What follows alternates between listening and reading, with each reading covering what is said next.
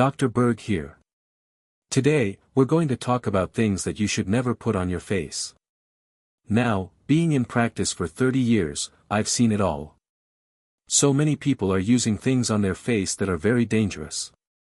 But there are 11 things that you have to be very careful of.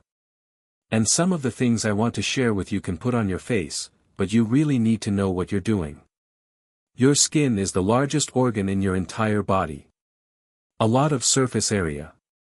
And on top of the skin, especially on your face, you have what's called an acid mantle. Now, what's that? That's a protective barrier that involves a certain pH that's slightly acidic. So, in other words, your skin is not neutral. It's not basic or alkaline. It's acidic. And so, if we go from neutral 7 to a 6, that's 10 times more acidic. And then from 6 to 5, that's another 10 times more acidic. Well, the skin is between 4.5 and 5.5. So, it's pretty acidic. And the reason why it's acidic is you have microbes that are making it acidic.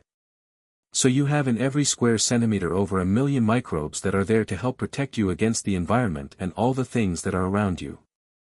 So it's very important to understand what the skin is, what's on it, what you need to keep on it, and also the pH, because if you put the wrong thing on it, you can screw that up and create the wrong environment. You get the redness and then you get rashes, you get acne, you get dry skin, you have all sorts of problems. Let's first talk about number 1, apple cider vinegar on your face. Now, yes, it's acidic, but it is way too acidic. I'm talking about what some people do is they will put straight undiluted apple cider vinegar on their face. You're talking about a pH that's down into 2 to 3, which is like battery acid. That is so acidic, you are going to create an irritation and a redness on your face that's not going to be good. So, you don't want to put it on your face. In fact, this is a side note, but we sprayed apple cider vinegar on our grass to kill some weeds. Not only did it kill weeds, it killed all the grass within 2 days. So, you can imagine what it does to your face. So, if you were going to use apple cider vinegar for some reason, you'd want to dilute it. And I'm talking 1 teaspoon in a whole 8 ounces of water. And then you take that mixture and put on your face if you're going to use it. But do not use straight apple cider vinegar. Okay. Number 2, lemon or lime juice. You don't want to put either of these on your face or your hair. And the question is why? Well, it contains a certain phytonutrient chemical that will then potentially create a problem if you go out in the sun. Okay. And that condition is called phytophotodermatitis. Phyto is a plant-based chemical. This one photo is the light or sun, and then dermatitis is inflammation of your skin. In other words, certain things you don't want to put on the skin and then go out in the sun. Especially this one over here. I'm going to jump to number 4. Bergamot, which is essential oil. I think it's also even a perfume. You wouldn't want to put that on your face and then go out in the sun. There's a known condition that creates inflammation on the skin if you're combining that with the sun. Alright, let's back up to number 3. Essential oils.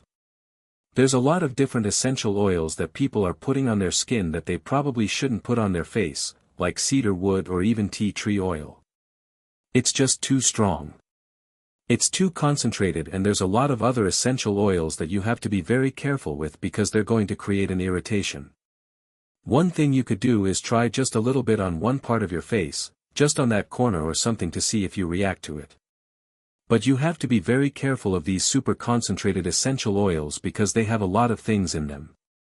Now, I think in other parts of your body, you could probably use it just fine, but be careful putting it on your face.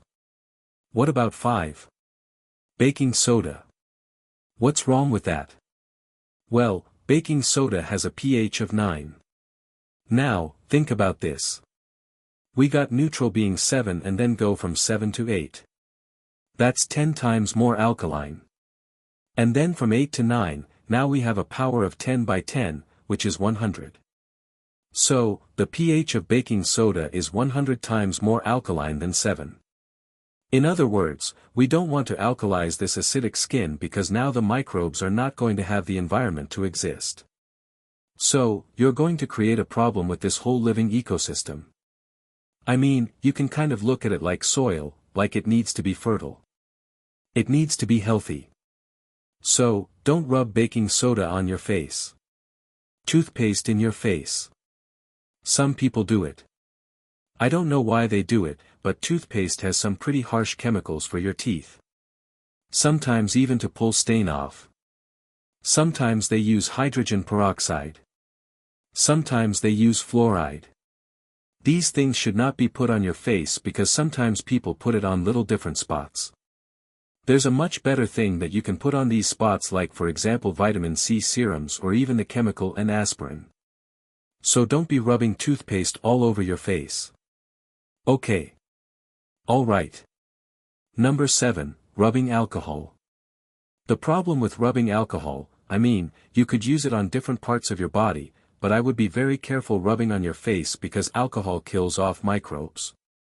It's antimicrobial and you have all these good bacteria on your face that then you're going to kill off, then allow for the overgrowth of unfriendly bacteria to go on your skin.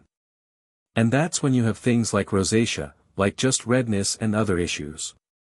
But realize this, the more you sterilize your face, the sicker the skin will get. So you don't want to be putting rubbing alcohol. And this also goes with different facial creams.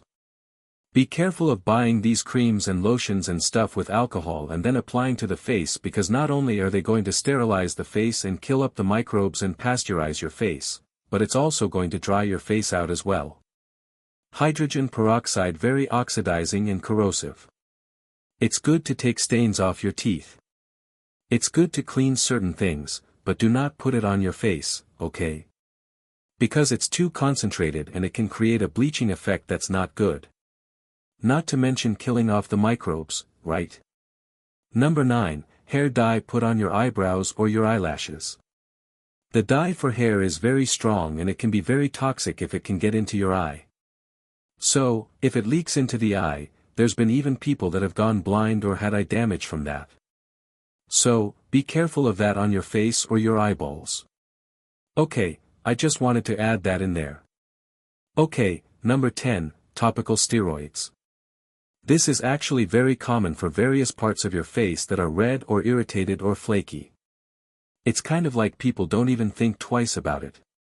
A topical steroid, that's fine. Topical steroids might be okay for different parts of the body, but you have to be very careful when putting it on your face, especially if it's done over and over again. You're dealing with a steroid, a synthetic steroid that literally shuts the immune system down on your face. It gets rid of inflammation. It's an anti-inflammatory. But at the same time, it stops the growth of skin cells. It stops the production of collagen. So the big side effect is thinning of the skin. Like your skin becomes like paper thin. You start seeing blood vessels.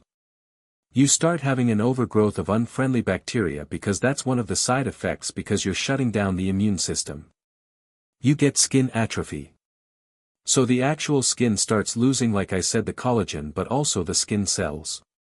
You may even see stretch marks and severe redness like rosacea and increased pigment or loss of pigment on the face. It's not good. I would be very hesitant about using any type of topical steroids on my face. And then number 11 is to use these exfoliating scrubs on a daily basis. Again, you are scrubbing off the microbiome off of your face. You're taking away this protection of your face and you're sterilizing it. So, this can create a really big problem with the health of your skin. Most people think that healthy skin is a sterilized, clean, extra clean skin. So, they scrub. And I used to do this when I had acne in high school all the time. And the more I did it, the worse my face got. It became reined and irritated and more acne. There's nothing wrong with doing a scrub, but just don't do it every single day. Also, you want to get a filter for your shower head to filter out the chlorine and the fluoride, because that can be very damaging to the skin as well. The last thing I want to bring up is with makeup, overdoing with makeup, using different foundations and things like that. Just make sure that you get a makeup that is as chemical-free as possible and is as fragrance-free as possible as well, because those fragrances are also toxic to the skin microbiome. So now that I talked about what to avoid on the skin, now you should know the good things on your skin. And for that information, you should watch this video right here. Check it out.